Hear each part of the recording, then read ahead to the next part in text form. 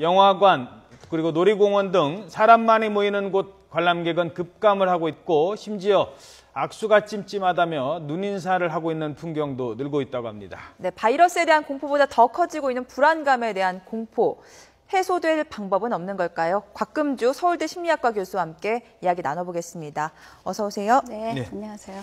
자, 이 시민들의 불안, 지금 어느 정도까지 메르스에 대한 불안감이 와 있다고 보십니까? 네, 그 메르스의 전염만큼 확산되고 있는 거가 우리의 공포의 전염이고 불안의 전염이고 또 불신의 전염이고 또 남을 탓하는 심리의 전염이 우리나라를 다 지금 엄습한 점에서 메르스의 전염만큼 힘들다고 할 수 있겠죠. 예. 네, 이런 공포는 실생활에서 느껴지고 있는데 실제로 밖에 나가도 사람들이 움직이는 사람들이 많이 줄었다는 것을 확연히 느낄 수가 있습니다. 저희가 몇 가지 자료를 좀 준비했거든요. 함께 보도록 하겠습니다.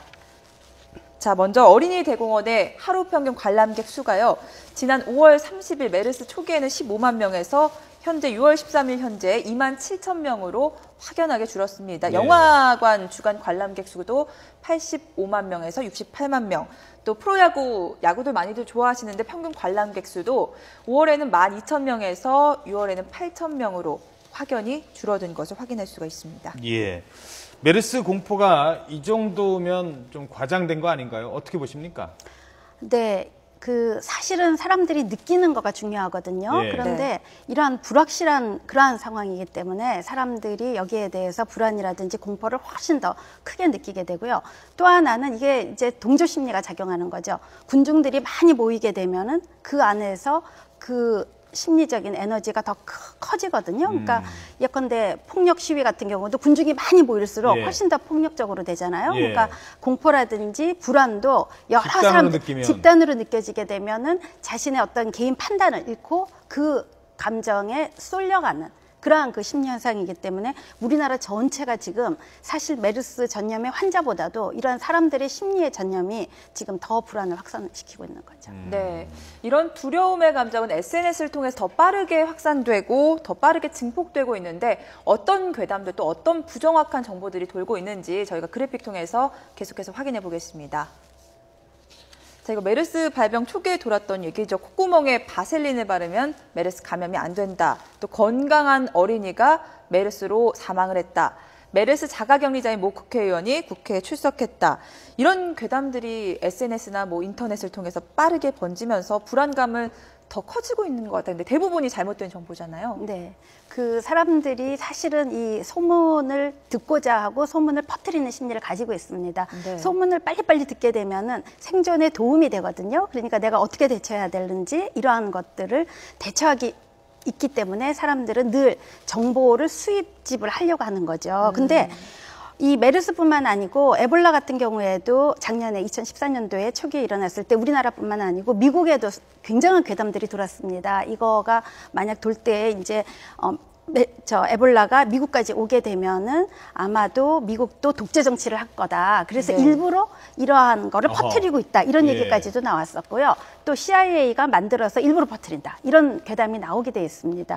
왜냐하면 사람들은 내가 이 불안한 심리가 맞는가 해서 다른 사람의 이야기를 듣고자 하고 정보를 구하려고 하는데 이때 확실한 정보가 주어지지 않은 상황에서는 할 수 없이 불확실한 정보라도 수집을 하게 되고 그거를 퍼뜨리게 되고 또 그걸 믿게 되는 그러한 심리가 작동하는 거죠. 초기에 병원 공개 안 했을 때 그때 지적된 문제 아닙니까? 네, 병원 그렇죠. 공개를 안 하니까 누군가가 그냥 대충 만들어 놓은 맞지도 않는 그게 막 SNS로 돌았던 게 바로 그런 심리 아니겠습니까? 네, 그 많이 받지 않으셨어요? 예, 저도 받았어요. 네, 그렇죠. 똑같은 예. 거를 많이 받게 되잖아요. 근데 또 사람들의 심리가 여러 번 반복되게 되면 그게 사실이 아닐지라도 믿게 됩니다. 아. 이 사람도 나한테 이 정보를 주고 똑같은 정보를 주고 있어요. 근데 그 사람들이 나랑 잘하는 사람들이거든요. 그러면 그 사람은 또 자기가 잘하는 사람한테 받아왔을 거고 그러다 보니까 이 정보가 신뢰롭다. 라고 생각을 하는 거죠. 네, 정보가 통제될수록 사람들은 더 부정확한 정보를 많이 퍼뜨리고 있는 것으로 보이는데요. 실제로 오늘 아침 신문에서는 SNS 등 인터넷상에서 메르스와 관련해서 언급된 단어들을 분석한 기사가 나왔습니다. 공포나 두려움과 관련된 단어가 전체 50%에 가까울 정도로 높은 것으로 나타났습니다. 중앙일보가 다음 소프트와 함께 조사한 자료인데요. 두려움이란 단어가 전체의 48.3%를 차지했고요. 이어서 바람과 분노가 뒤를 이었습니다. 특히 이 메르스에 대한 두려움이 세월호 참사 당시의 슬픔보다 2배 이상 강했다. 이런 것으로 이제 분석이 되고 있습니다. 공포도요, 불안도 다른 사람의 얘기 아니면 이미 발생이 돼서 끝난 얘기면 덜 합니다. 네. 근데 이게 나의 얘기가 될 수 있다고 생각을 하고 끝나지 않은 상황. 네. 이게 더 공포를 키우는 거 네네. 아니겠습니까? 그러니까 그 세월호 같은 경우에 슬픔 때도 여러 가지 유언비어가 나돌았고 했잖아요. 근데 그때는 이미 일어난 사건이었고 예. 계속 진행되고 있지 않기 때문에 그랬던 거가 한 가지고요. 그 다음에 나에게 일어난 비극이 아니었습니다. 근데 지금은 나에게 언제 일어날지도 모르는 내 옆에 와 있는 그러한 거기 때문에 더 공포를 느끼게 우리 되고요. 가족, 우리 아이에게 닥칠 네, 수 있다는 어떻게 될 수 문제. 있지 예. 모르는 거. 그 다음에 그 파생 경로라든지 이러한 것들이 다 불투명해요. 그러니까 부정확하고 불확실할 때 사람들이 자기가 확실함을 알고 있을 때는 안정감을 느끼죠. 그리고 그 확실한 거에 대해서 대비를 하면 되는데 네. 지금은 매일 하룻밤 지나게 되면 다른 정보들이 오게 되는 거죠. 그러다 보니까 불확실한 상황이기 때문에 훨씬 더 그 공포감이 커져 있다라고 할 수 있죠. 자, 이제 공포가 커지고 불확실성이 커집니다. 그때 나타나는 현상 중에 하나가 누군가 기침 한번 하거나 누군가 저 사람 네. 저 아이 엄마가 아빠가 어느 병원 다닌데 이제 이랬을 때 집단으로 공격을 하는 이런 사례가 이제 드디어 나타나는 겁니다. 네, 네. 일명 메르스 병원에 근무하는 의사나 간호사를 부모로 둔 아이들이 학교에서 왕따를 당하거나 같은 반 아이들이 출석을 거부한 일이 생겨나고 있답니다. 네. 이 현상은 어떻게 분석해야 될까요? 네, 지금 뭐 다 느끼는 걸 거예요. 여기 환자가 나온 무슨 병원, 거기에 의사의 가족이다. 그러면 뭔가 꺼려지는 그러한 거를 가지고 있는 거가 일반적인 심리거든요. 예. 네, 어쩔 수가 없어요. 왜냐하면 나를 보호해야 되기 때문에 일단 피하려고 하는 그러한 것들이 이제 왕따 현상도 일으키고 상대에게 상처도 주게 되는 거죠. 그러니까 이러한 심리들이 결국을 우리 사회를 또 분열시키고 있는 거예요. 예. 네. 그렇지 않아도 우리 사회 이 양극화를 이제는 더 시키고 있고요. 또 하나는 불신이라는 거가 아니 이 병 관련해서는 의사를 가장 믿게 되잖아요. 그렇죠. 근데 지금 의사를 불신하게 되는 사회가 됐어요.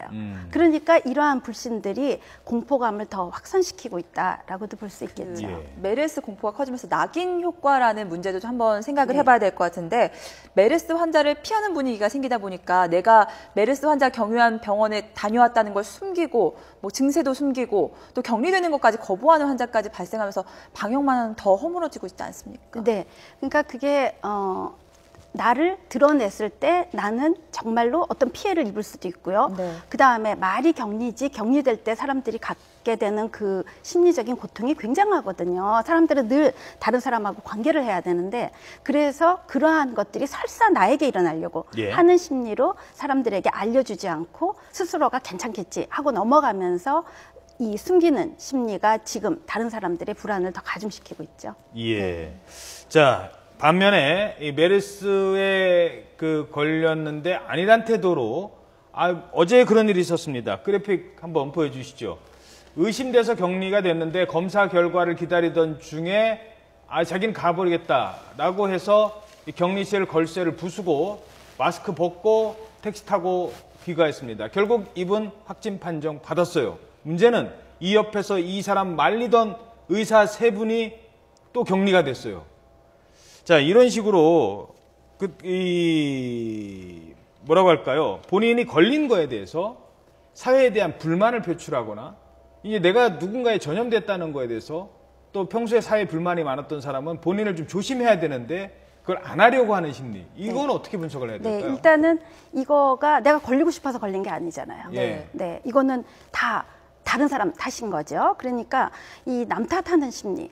그러니까 남을 탓하게 되고 이럴 때 억울해요. 내가 왜 나만 이런 일을 당해야 되는가? 그래서 분노도 일어나게 그렇죠. 되고요. 네. 그러니까 나는 이렇게 격리하거나 이런 걸 내가 왜 들어야 되느냐? 내가 원해서 걸린 병도 아닌데. 라는 왜? 그 예. 사람들의 어떤 심리적인 이기성, 극단적인 이기성이 지금 표출이 되고 있는 거거든요. 그러다 보면 저 사람도 저렇게 나갔는데 그럼 나도 나가고 싶어. 이렇게 되면서 이 걸린 거에 대해서 나도 피해자인데 내가 왜 다른 사람을 더 생각해주고 고려해줘야 되느냐 이러한 심리가 깔리게 되거든요. 그러면 이게 서로 악순환이 되어가지고요. 예. 정말 우리 사회가 무질서한 그렇죠. 어느 한순간 이게 터뜨려지면. 네. 그래서 이러한 것들을 이제 주변에서 좀 더 격려해주고 지원해주고 사실은 이 사람의 탓이 아니기 때문에 훨씬 더 많은 지원을 뭐 물질적인 지원도 필요할 거고요. 심리적인 지원을 해주는 것가 필요하다라고 볼 수 있죠. 또 한 가지 사례를 좀 더 보도록 하겠습니다. 이런 분도 있었습니다. 자가 격리 중인데 예정됐던 중국 여행을 가겠다고 고집을 부려서 공무원과 경찰이 긴 설득 끝에 결국 여행을 취소하기는 했다고 합니다. 내가 피해자가 될 수 있을 뿐만 아니라 가해자가 될 수도 있는 건데 다른 사람에 대한 좀 배려가 부족하지 않나 싶은데요. 네, 그러니까 아까 말씀드린 것처럼 나는 당했는데 나는 왜 배려해줘야 되는가 이러한 것도 있고요. 또 하나는 인간이 가진 그러한 것 중에서 좋게 생각하려는 성향이 있습니다. 예. 그래서 낙관적 편향이죠. 뭐 이 정도 나가도 괜찮을 거야. 그리고 나는 절대 괜찮을 거야. 그리고 다른 사람한테 괜찮을 거야. 라는 그러한 편향 때문에 우리가 안정감을 가지고 살아가는 거거든요. 그냥 길에 가다가 뭐가 떨어지는 건 아닌가, 뭐 날벼락이 날아오는 거 아닌가 라고 항상 불안해하면 살아갈 수가 없습니다. 그래서 인간에게 필요한 거가 이 낙관적인 편향인데 이 낙관적 편향이 지나치다 보니까 어쩌면 공포하고 반대 현상이 일어나는 거죠. 무시해버리고 나는 괜찮을 거야 라는 그러한 성향 때문에 또 지나치게 이렇게 무시하는 것도 문제라고도 할 수 있죠. 환자가 됐을 때, 내가 확진 환자가 됐을 때 죄인 취급을 당하지 않을까 하는 두려움도 있는 것 같아요. 그 중에 하나가 한 가지만 더 짚어보면 응급 이송한 요원 있지 않습니까? 응급실 앰뷸런스 이송 요원 137번 환자. 이분이 자신이 보라매 병원이 폐쇄가 된 이유가 아들이 거기 있었다는데 그 응급실을 갔답니다. 갔는데 그 얘기를 숨겼어요. 그걸 숨겨놓고 얘기를 하지 않았어요. 근데 나중에 서울시 공무원이 추적을 해서 찾아내서 보라매 공원도 가셨네요 하니까 그때서야 뭐 잠깐 이런 얘기를 했답니다. 그건 뭐냐면 괜히 내가 누군가에게 피해를 줬다는 죄의식을 느끼고 특히 우리 아들한테 피해를 간다. 아들 병원 갔다 온 거는 어떻게든 숨기고 싶어 했던 그 부모의 심정 이해 못하는 바 아닙니다만 이런 건 어떻게 해야 되는 건가요? 그러니까 이번 사건을 이렇게 보면서 사람들의 그 안에 들어있는 심리가 그대로 다 나오고 있는 것 같거든요. 그러니까 어떤 이기적인 성향 그리고 내가 피해를 안 주려고 하는 그러한 성향 또 이거를 숨기기만 하면 되는데 그러니까 거짓말하고자 하는 그러한 성향도 있거든요. 거짓말을 살짝 하는 거 이게 뭐 그렇게 대단한 일이야. 그리고 서로 합리화를 시키게 되고 그러다 보니까 이러한 거를 지금 진압하는 것도 힘든 거가 다 이야기하라 그럴 때요. 어떤 부분은 사실은 사람들이 기억을 못하는 경우도 있습니다. 어디를 다녀왔는지. 또 하나는 본인이 알면서 살짝 숨기는 거예요.